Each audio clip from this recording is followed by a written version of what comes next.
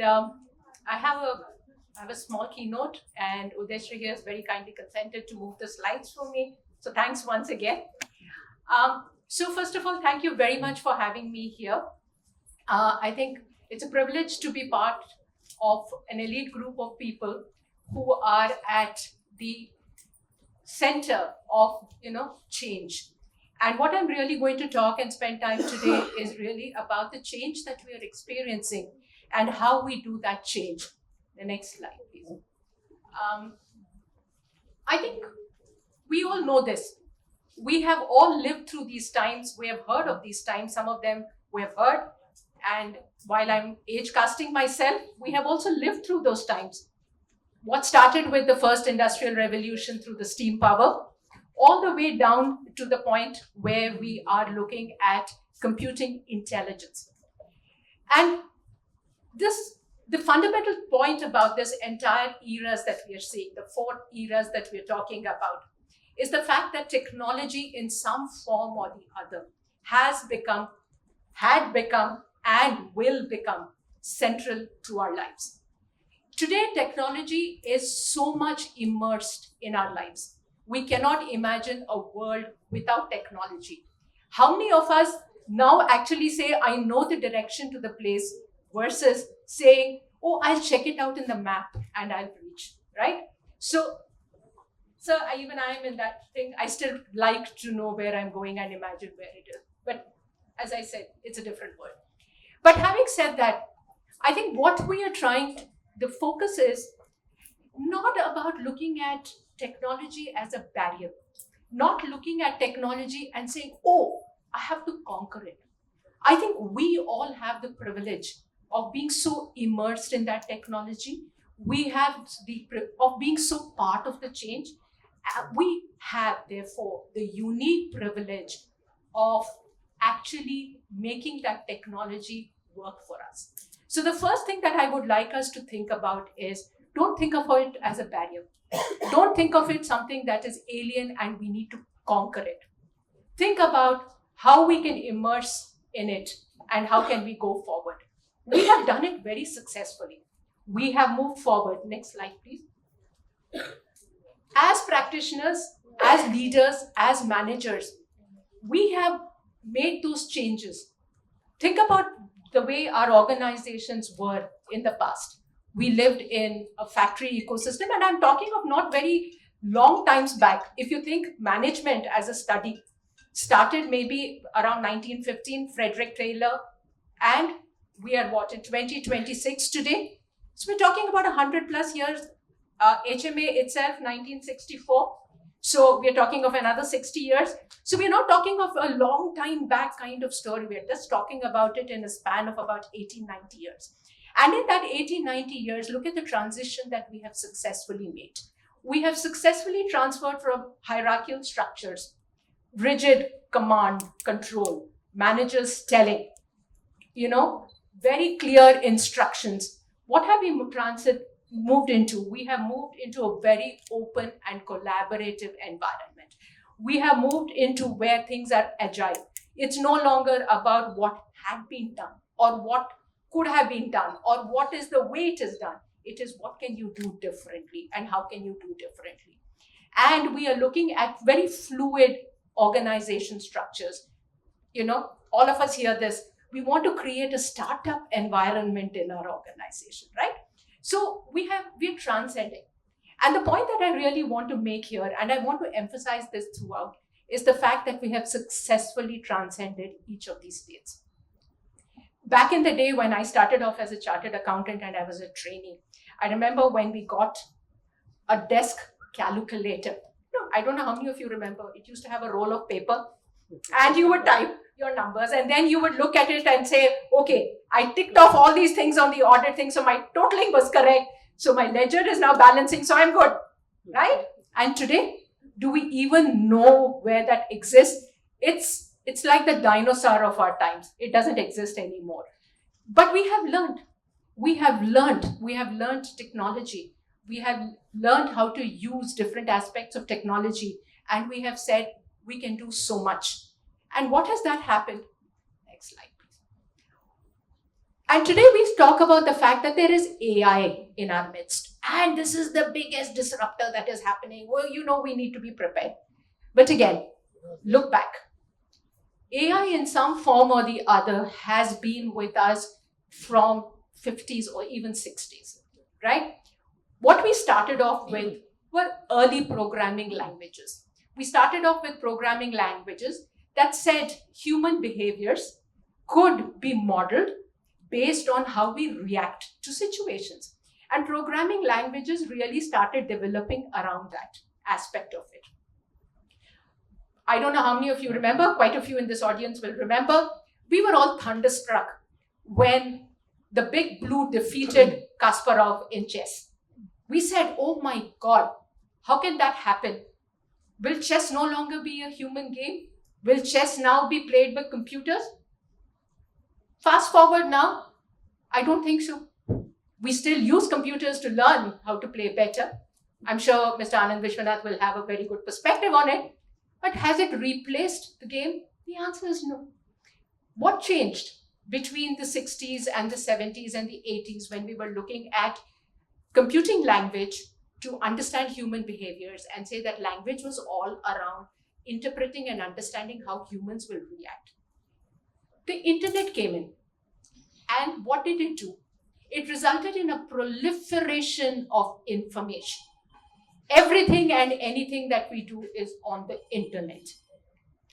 And then simultaneously, which is around the 2000 time frames that we started to see this, the proliferation of information led to the fact that you could actually successfully data mine it. You had neural networks, which would help you to data mine. So what was data mining all about? It was all about saying, how do I draw insights from that data that I have? How can I bring in correlation? Karuna referred to the fact about, disambiguity in data, gender, removing gender biases, etc. That's what data did to you. You had a lot of data available. So you saw a lot of change coming in at that point in time. Healthcare was a great example. You had studies that showed that you could use artificial intelligence to predict whether someone could get or not get glaucoma. How would you ensure what was the recovery on cataract as an example? What could you do to ensure that people were not having a cardiac history? If they had a cardiac history, how could you prevent it? So there were n number of use cases, and what was required was even and more computational power. And that computational power came over the last 5-6 years. Think about it from about 2019 onwards, when cloud computing and the associated technology kind of leapfrogged that entire, generation of change. So what was happening historically over a period of 10 years and 15 years, suddenly you saw changes coming in every 5 years, 6 years. And today changes are happening even as we speak, right? What has happened? Because of the enormous power of computing, huge data sets are now being analyzed, what we call as LLMs, large language models. And we see people using those data sets and deriving insights. And through those insights are able to bring in change. So, but I'd like to challenge, and of course, there is the whole piece of generative AI. You see it on, all your social networks. I don't even want to dwell in this audience because most of you must be using it very enormously. For me, it was big aha moments, that you could generate a picture, you could do it. Incidentally, this entire slide deck, majority of the slides is generated using AI. So you're in this huge thing and you're saying, oh my, what is it that AI cannot do anymore? But I want you to think about it and pause for a moment. Because what you're really seeing is using large data sets, using large amounts of information and drawing insights. And using those insights to actually make a difference to your workplace, to your organization, to your business, and to society. Pause for a minute. If you can move to the next slide. Is this something new? For a minute, Transport yourself back to 1854 and 1855 and think about the Crimean War. If you had, many of us would have read it in history. All of us have heard about Florence Nightingale. Yes? Now, Florence Nightingale, the lady with the lamp, brought in great changes in terms of hospice care and in terms of how nursing should be done. But what we all don't remember is she was a statistician par excellence. Florence Nightingale, when she went into the war, very quickly realized that mortality in a war happens due to multiple reasons, and not all of them are associated with war. They are a result of preventable diseases, they are a result of war wounds, and there could be other causes. So if you look at the picture on the extreme left, what she did was to paint the picture of what was the state of, she was in copy from her records. She basically said the blue ones, what you can see on the screen as a gray petal, these were people who had actually died because of preventable diseases. The pink, in her time it was red. The pink were the people who died because of war wounds, right? And then you look at this other picture, the smaller picture on your right, facing on your, sorry, it'll be your left, my apologies. What she did through her interventions dramatically reduced the size of people who died because of preventable diseases. So what did Florence Nightingale do? She used data, she gathered insights from it, she made changes to nursing care, and then she was able to demonstrate to her management chain, of course, the army at that time, that the changes she brought were impactful and important. How different does it sound to all of us who practice and work day to day? Find anything different in the way it is articulated? It is exactly the lives we as managers and leaders live.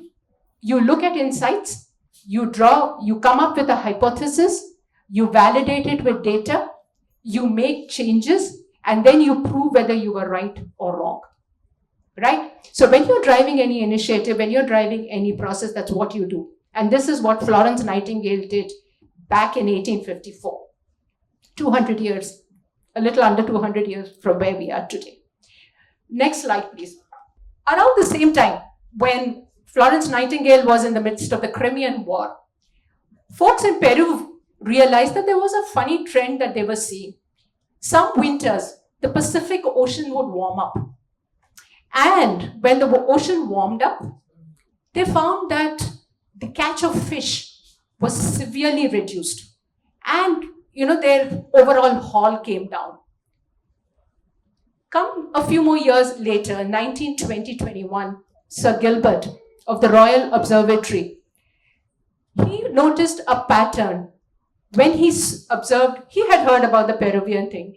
And what he noticed was that every time the Pacific Ocean warmed up, there was either a drought or a severe shortfall of rain in Australia and India. What do we call it today? El Nino. We all demonstrated through data was the fact that climate events are not single and isolated.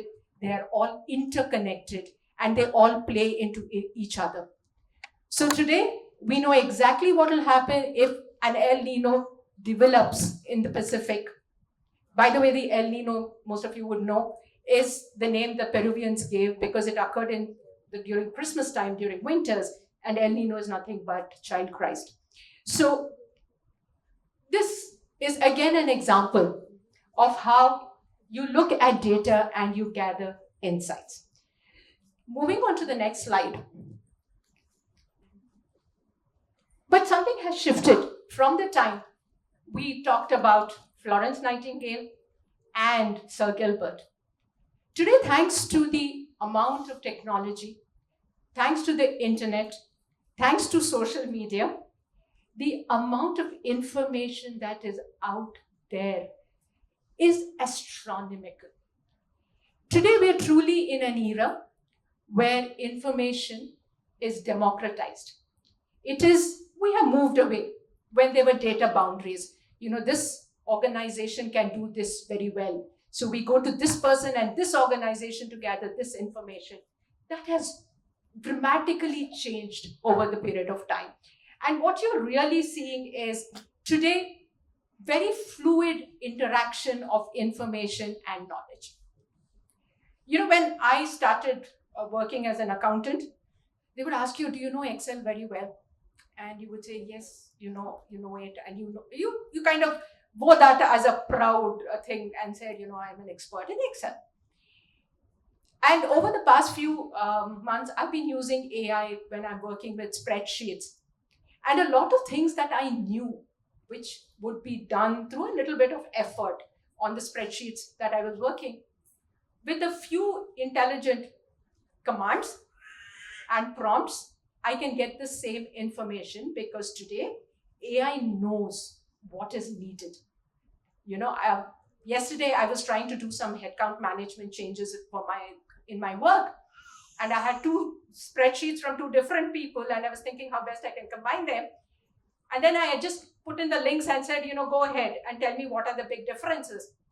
In about 15 minutes, it parsed through about 20,000 lines of Excel, of the spreadsheet, and gave me the information that I was looking for. So such is the change that has happened. And what you're really looking at is very rapid way of changing and a rapid way of working.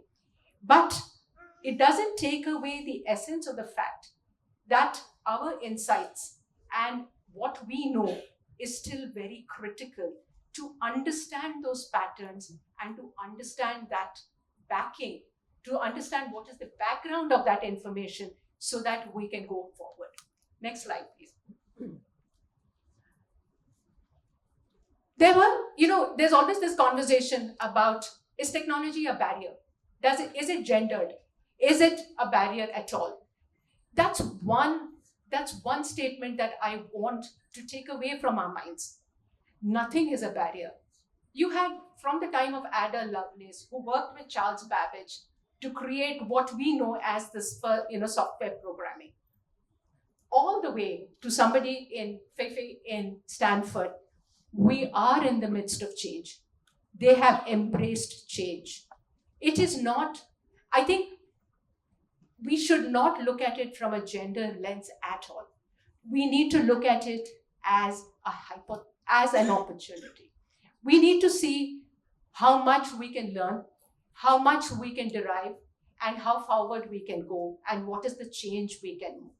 I think we do ourselves a disservice when we talk about it in terms of technology being a gender barrier. We have all moved past that. We are where we are today, thanks to all the education and to all the progress.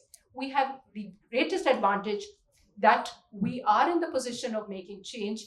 And more importantly, we can help those who want to make change at a grassroots level. We have a great responsibility also going with us. There is a large amount of information, there's a large amount of data that is out there for all of us. And I think it behooves each one of us to ensure that when we are looking at paradigms and when we are looking at data and we are looking at inferences, we are making sure that we are completely gender neutral on that. So I would like this audience to think about how you want to make that change and how do you want to make that go forward. Okay, moving along. So look at the opportunities across different sectors that we have. Whether you're an engineer, whether you're an entrepreneur, or whether you're a professional, AI today has great opportunities for every one of us. And what we really need to think about is how can we help make a difference? India is an example. We have formidable amount of data. We have formidable amount of insights about our people, about what is needed. For everyone in this room, I challenge you to think about how can we become part and use that data set responsibly for making a change. Udeshri, next slide. So to this audience, in conclusion, I really want us to think about how do you want to use AI It's not about it being something that is a barrier, as I've said earlier. It's not something that has to be learned. It is about how do you leverage it. And when you leverage it, how can you make sure that we are responsible and there is ethics, fairness, trust, and human oversight? Because no amount of data, no amount of insights is useful or valuable without human oversight. You can use data irresponsibly. You can use data and insights responsibly. And I think for all of us who are at the cusp of a great change, it is our moment to seize and make sure that we are using this technology in a way that is going to make a difference, not only to us, but our jobs and our professions, but also to the society at large. So with that, so when you're looking at ethics and fairness as an example, right, you need to ensure that there are no biases. Data can be very biased.